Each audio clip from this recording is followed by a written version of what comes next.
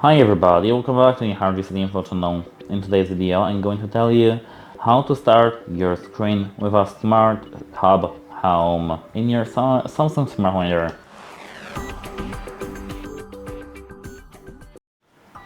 At first, scroll to left where all your options are, and here scroll down to settings.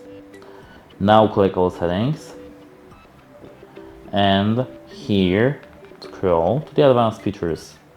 Now click on the start screen options at the bottom of your screen, and here, as you can see, we have starts with Smart Hub Home. You can either enable this option or disable this option using just a simple click. And that's how it works. Goodbye and have a nice day.